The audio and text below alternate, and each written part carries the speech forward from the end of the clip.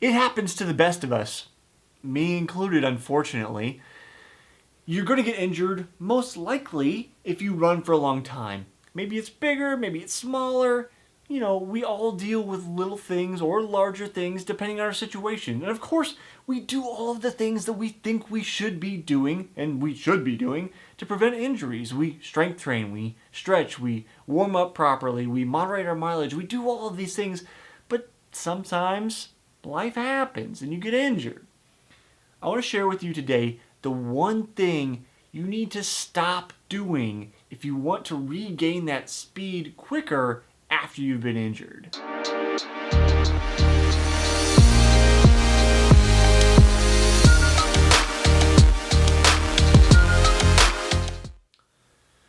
Welcome to the show, Runners. Hi, I'm Jesse Funk. If you've not been on the channel before, I know you're going to want to subscribe because you're a runner and you're trying to gain speed and you want to know about running. This show comes out every Tuesday and Thursday with new episodes, and it's going to be right up your alley. So again, hit that subscribe button here over to my left, your right. It's a little red button. It's pretty hard to miss. Okay, so there's one thing you have to stop doing when you want to regain speed after you've been injured. And this is something that came up when I was talking to podiatrist Mark Gallagher on the Smart Athlete podcast. It's another show that I do here on this channel. It comes out on Fridays where I talk to smart athletes, anywhere from amateurs to Olympians, and they do all kinds of crazy cool stuff. So that's another show you're going to want to check out. Hit that subscribe button. Anyway, so the one thing you have to stop doing if you want to regain speed is being impatient. Because being impatient can lead you to being re-injured, and then you start all over again. It is the toughest thing, right? We're trying to work hard to get faster as soon as we can. But when you have an injury, you've got a weak link in your chain. And when you have a weak link, it's going to be more easy to break again.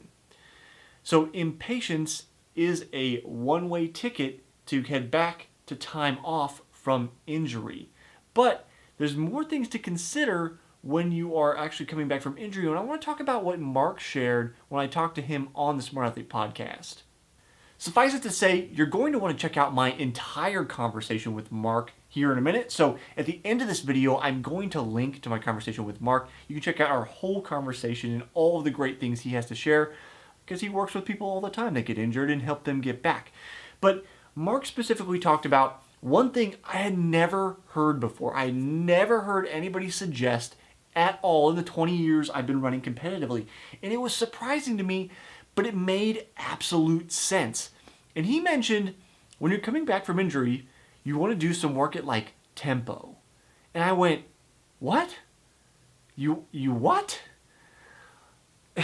His point was not so much that you need to go out and start hauling ass out the door. It was that you want to be careful about the form that you're using when you come back from a running injury. Because if we have a running injury, we're going to be more tempted to baby that injury, which can in turn lead to other related injuries in that chain. So, although your injury may be isolated, say you have a hamstring issue, if you're favoring that side, you can create problems on the opposite side, or you can create chain problems along the leg. So, when we're running, it's from foot all the way to our head. And the major chain is going to be obviously your leg because that's what's moving and making you run.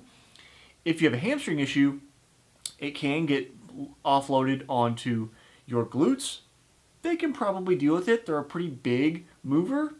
But what's less likely to be able to deal with it is your calves and your soleus in particular, especially as you go faster. What we know about the loads in running, that is which muscle groups are doing the major amounts of work. We know especially as we get faster, your hamstrings and your soleus, that's that big stabilizer, the bottom part of your calf, not the gastrocnemius, the part we like to focus on, that smaller part that goes down, attaches to your Achilles tendon, all in that area, that's your soleus. Soleus and the hamstrings are the things that are going to be doing the major amount of work. And that means if those aren't taken care of, especially as you get faster, then you're going to have an issue. Now, if you didn't have an injury with those things, going to probably be less of an issue. But again, if it's in that chain, that posterior chain, the chain behind you, so in front you have your quads, and then I guess shin muscles. They use dorsiflexion, so when you pull your foot up, those are going to be less used in the running chain compared to the backside, glutes, hamstrings, calf.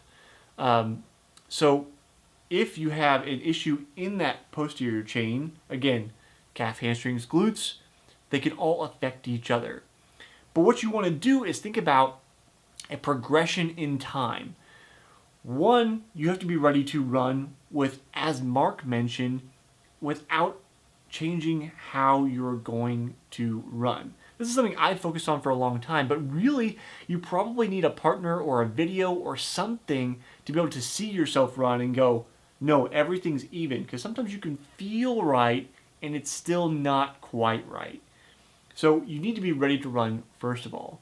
But then there's a progression of speed. Because as mentioned, as speed increases, the load increases on those muscles and the likelihood for failure goes up. The easiest thing to do is simply start out with a long run, right? Not going hard. You got to be able to complete long runs without issue before you can increase speed. And then the next thing is not to go out and do a speed work, it's simply to do strides. And not even strides at full strength. So I've talked about strides before, and what I refer to them as is sometimes you can say 100 meters, 15 seconds is kind of what we do with my coach nowadays, because then it adjusts for how you're feeling at that particular time. But it's an acceleration from stop to halfway through the stride, you get to near top speed, and then you back down. Well, in this injury protocol, you're probably not going to go to top speed to start. You're going to start somewhere like 50% of speed. And then as you get a little bit stronger, you'll get to 75%. And then as you get stronger, you'll go to full speed. Similarly with your workout speeds, you don't start going, I just came back from an injury, let's go do 200-meter sprints. No, because that increases the load on your leg, which you may not be ready for. You have to go through a progression of, okay, we've done our slow runs, we're continuing our slow runs, now we're doing a little bit of tempo, which is a little bit faster than long run pace. And then now we're doing maybe 10K pace. And then now we're maybe doing 5K pace. And then now we're doing maybe 400s. It is not always structured like that in a training program. However, when you're coming back from injury, because of the likelihood of re-injury, then you have to take care to be very careful about this increase in progression of load.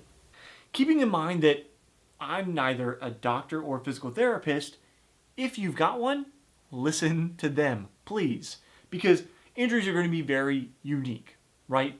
They're going to be particular to you, your situation, how you're progressing, and whoever your provider is, they're going to give you the best advice. Better advice than I can give you because I'm not really talking to you, I'm sitting here talking to a camera. But one thing that you do want to know if you're treating an injury by yourself is about bilateral strength. So what am I talking about? I'm talking about strength on both sides. When you're rehabbing an injury, first, you want to be doing that exercise on both sides, the healthy side and the injured side. But one indication of strength or ability to return to running and faster speeds is, number one, lack of pain, but number two, the ability to maintain similar loads on the previously injured side compared to the healthy side.